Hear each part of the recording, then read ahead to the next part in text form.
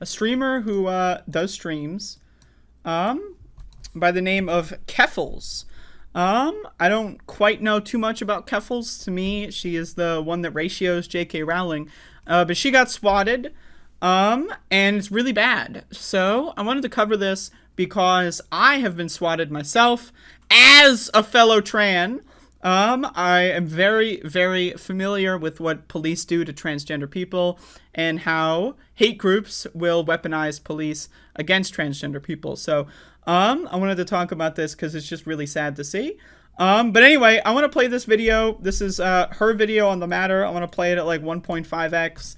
And, you know, this is just really bad stuff. So, on August 5th, I gotta raise the volume. Woken up by London police services, pointing an assault So rifle. I'm not gonna lie, I don't know anything about Keffals, so when I first saw this, I thought that she meant London, England. But upon further reading, apparently there's a city in Canada called London, so she is Canadian. I did not know that when I first saw this video, but, you know, come on now. Like, can you call it New London at least? You know, so anyway. In my face, at my home. I was told later that at 6 a.m. that morning, an email impersonating me was sent to every city councillor in the city of London, Ontario, stating that I have an illegal firearm, that I killed my mother, and that I plan to go to City Hall and shoot every cisgender person I see. I was shown the email while I was being interrogated in police custody. While the emails were riddled with grammatical errors and read more like something a troll would say than something I would sincerely say, the police took it seriously. Not only that, the email said my name was Clara Sorrenti, but also stated what my dead name was. It was an obvious attempt to make the police humiliate me. During the arrest, the police officer referred to me by my dead name. I was booked in the station. So, just real quick, right? For those of you that don't know what a dead name is, that is your old name before you change it. In a lot of instances with trans people, they don't change their legal name before they'll start using a new name, right? So in a lot of instances with trans people, their legal name is their dead name, okay? Or vice versa. In Keffals' situation, that is not the case. To my understanding, she says later in this video that she changed her legal name like several years ago, like 6, 7 years, something like a long time ago, right? So there's no reason to be referring to her as a man's name. It's not her legal name. It's not like there's no... The only possible justification is that the cop is personally a bigoted scumbag. That's it. There's no like literally there's no reason other than that.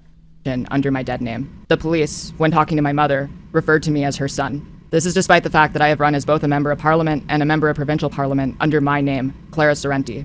The fact that a fake email led to London police services booking me under my dead name reveals the prejudice that many police have towards transgender people. So again, when it is actually not lawful to book and process someone under a name that is not their legal name, right? I have dealt with police and they have told me they must use the legal name.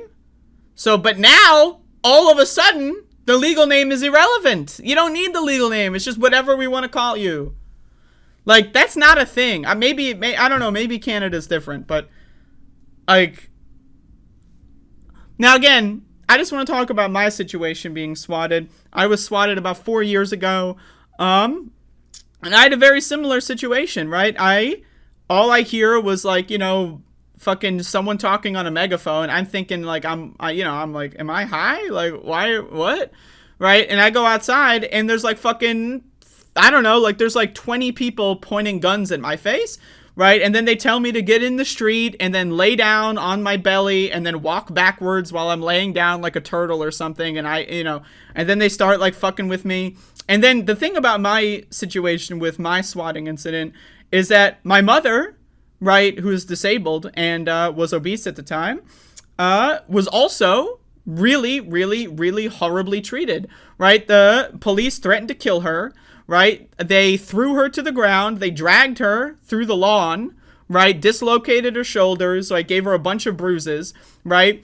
And all for nothing, right? So in my swatting situation, right, someone said that, like, I was threatening to kill my mother with, like explosives or some shit. By the way, the person that swatted me is in jail. They were a part of the Atomwaffen neo-Nazi international organization called Atomwaffen, which, by the way, Andy surprise kill list for, but that's a whole nother story.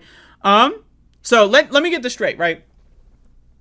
In my situation, right, police beat the shit out of my mom, who, in their understanding, is my hostage. So their information, right, is that I am holding my mother hostage and I'm going to kill her. Their response to that information is, let's beat the shit out of this fucking hostage.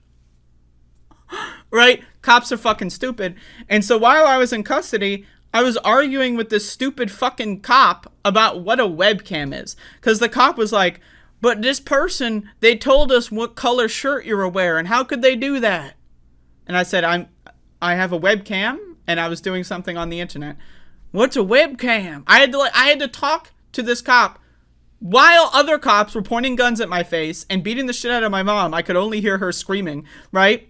I had to inform this cop of what a webcam is. Now, I'm under the impression this cop knew what a webcam is, and he was just fucking with me, okay? But anyway, so I have personal experience with what right-wingers are capable of doing, and I need you to understand, right? The Kiwi Farm, 4chan, 8chan, right, Atomwaffen, these people, right, it's a game. The idea of weaponizing police to attempt to kill people is a game. Now, I also want to say my mother had a brain tumor at this moment and had a stroke and died 3 months later. So I'm just throwing that out there. Is that related to her getting beaten by the cops? Maybe. Is that related to her not being able to sleep for 3 months because she would have nightmares from trauma? Maybe. I don't know. Am I allowed to press charges against police? No, because that's the country we live in and I'm too poor to do that anyway, right? So in my situation, it's really fucked up. So fortunately, right, Keffals is seemingly physically safe and so is her family. But again, like, I need people to understand that swatting is a serious problem, right? Right-wingers, they literally, it's a video game. It's like playing Call of Duty and getting a kill streak, right? They have fun doxing people. They have fun watching this kind of stuff happen. And cops, I need you to also understand, cops have fun. They never get to be the SWAT team. They never get to go and barge in with machine guns and, like, threaten to kill people. So for them, they're amped up. The idea that they got trolled, the idea that, oh shit, oh fuck, this is fake, that is not okay with them because they were beefed up. They were like chewing their fucking nicotine gum and they're like, I'm ready to kill, right? So even if it involves beating the shit out of a hostage, they'll beat the shit out of a hostage because they're ready to kill, unless it's Uvalde, Texas, and there's someone who is massacring children, of course, right? So anyway, I want to play the rest of this video because it gets worse. This is despite the fact that the email contained my real name before ever even mentioning my dead name. This is one of the property bags returned to me after I was released from custody. All of the property bags returned to me have Roberts written on them. Roberts was my last name until I legally changed my name first to Kaylee Sorrenti on January 25th, 2012, and then later to Clara Sorrenti on Again, 10 years! 10 years! I thought it was like 5 or 6, but I remember 10 years that she has had her name changed, and the cops are like, boo. March 7th, 2018. When I changed my name, I took my mother's maiden name. My last name has not been Roberts in over 10 years. The only reason that Roberts is on the property bags is because I was booked under my dead name. A search warrant was issued, which I have a copy of here. They were looking for a handgun, ammunition, cartridges, cleaning tools, a gun case, cell phones, and computers. They seized both my personal and work phone, as well as the work computer. So this is the other thing. In the United States, we have a statute called civil asset forfeiture, where cops can steal literally anything they want. They can steal it, and you have to prove that it's not related to a crime in order to get it back. Okay? So I don't know if that's the clause that is going on in this situation, but so they search her house for guns and ammunition. They find nothing. And they search her computers and steal them. It's called stealing. When you take property that does not belong to you and you refuse to return it, that's called theft. But when you're the cops, you get to do whatever you want. So, okay, there's no guns, there's no ammo. It's obviously a fake incident, but they still got to search her hard drives? Why? Why?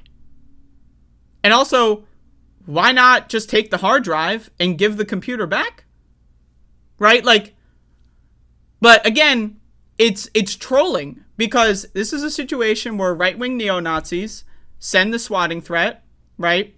Or send the threat that results in the swatting. And the cops, in this instance, are also right-wing neo-Nazis. So they're like, oh, fuck, we get to troll and bully the fuck out of a transgender person. Fuck yeah, right? Like, they're having fun. It's enjoyable, right? Cops are bored, right? They spend most of their time being bored, right? Like fucking eating donuts at the fucking at the fucking Dunkies, okay? That's what they spend most of their time doing. So the idea that they get to bully, relentlessly harass a transgender person, to them, it's like an early Christmas. I need you to understand this.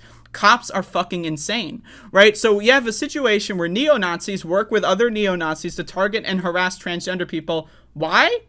For breathing oxygen on planet Earth, right? Now, again, I don't know if this will result in arrests, but I can say from my instance, right, when I was swatted, right, the person who swatted me was arrested, but that doesn't undo the damage. It doesn't undo the fact that the cops beat the shit out of my mom and I have no legal recourse against the police department. It doesn't change the fact that my mom had a stroke 3 months later, presumably resulting from not being able to sleep properly, and she had brain cancer at the time, right? So, what am I supposed to do? I'm fucked. Right? So, and it's possible in this instance, Keffals will never get her computer back. That's several $1,000s of shit that's just stolen. It's just stolen. And she's not going to get it back, right? And if they do give it back, it'll be like 2 years from now, 3 years from now, and she's already replaced all the equipment anyway, right? It's just fucking, it's Looney Tunes. But let's keep playing this.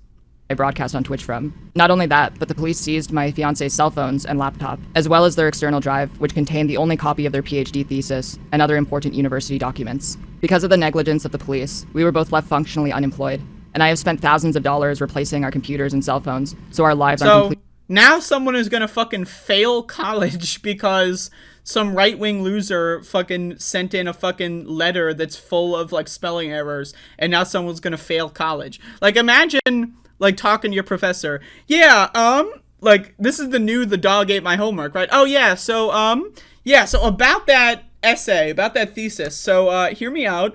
My partner was raided by the police, and, no, it wasn't a real raid. It was a fake raid. It was a swatting raid. It was fake. It wasn't real, but they still stole my laptop and cell phone. So, sorry, I can't turn in my work on time. Right? The professor's gonna laugh at them. Like, it doesn't, like, completely destroyed by what happened to us. After the police interrogated me and realized this is a situation that has happened to me before, I was released with no charges. Without my devices, I could not let people close to me know what had happened to me, and they were in the dark for hours. So no charges, and yet we're still gonna keep your shit. Like, what? Like, And after acquiring a new phone, I still cannot log into some of my accounts because the London Police Service holds the phone that my two-factor authentication goes to. The same situation happened just over a week ago, on Sunday, July 31st, in a city I don't live in, Toronto. On that day, I talked to Sergeant Nathan Gibson after someone impersonating me made similar threats to Toronto politicians. Sergeant Gibson chalked it up to a swatting attempt. I was not charged with a crime, nor was I named as a suspect in an investigation by the Toronto Police. London Police Services should have been aware that this could happen. In fact, my brother called London Police Services on March 27th in a conversation lasting 9 minutes and 16 seconds to see if my family could be put on a no-swatting list, only to be treated like we were wearing tinfoil hats and completely dismissed. They told my brother... So again, you asked the cop, you were proactive about it? Hey, cops, this is something that might happen. They go like, oh, that'll never happen. And then it does happen. And instead of going like, oh shit, we were wrong, they're just gonna jump right in on it? What? Other things would be fine. They were wrong. Despite getting a search warrant to search my home and finding no guns, as well as my mother alive and well, I am still a suspect in the investigation by London Police Services. My devices, including my fiance's hard drive that contains all of their important PhD-related documents, will not be returned to us before digital forensics analyzes them. This is a process my lawyer advised me could take months. Swatting is a crime. Identity theft is a crime. And because it was a crime that was motivated by hatred against transgender people, it was a hate crime perpetrated against me. Instead of the police helping me, they terrorized me and my loved ones, traumatizing me and leaving my fiancé and I on the verge of losing everything. They victimized me for being the victim of a hate crime. I need your help because I can't do this alone. I started a GoFundMe to So anyway, I would recommend giving money to the GoFundMe if that's something you can do. But again, I need people to understand this has been happening for years. Like, I got swatted 4 years ago. My story is 4 years old. Nothing happened.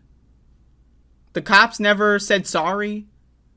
They never wrote back to me. I didn't need, like, I want people to understand. I had no idea the guy who swatted me was arrested until a journalist left a comment on my YouTube channel and said, "Hey, are you this person that's being referenced in a court case?"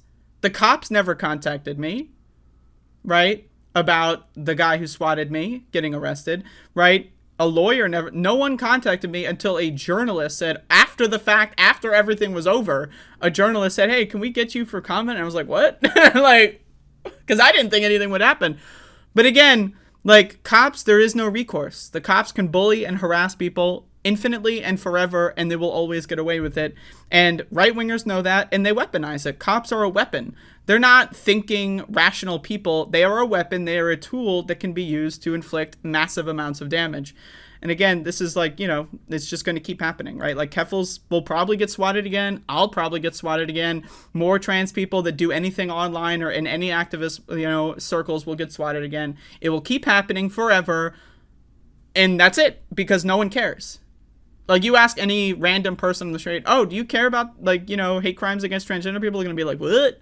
No, motherfucker, I love hate crimes. In fact, I'm going to go do one right now." Like, most people don't fucking give a shit. I need you to understand. Most people don't care. So when we talk about a trans genocide, this is just one part of that, right? The idea that, like, I or Keffals or anyone else can just breathe oxygen online and we will, like, go outside to have, like, fucking 30 machine gun men threatening to kill me and my family at any point. At any point. So anyway, there you go. It's a sad story, but you know, I wanted to talk about that one because I have a personal stake in the issue. So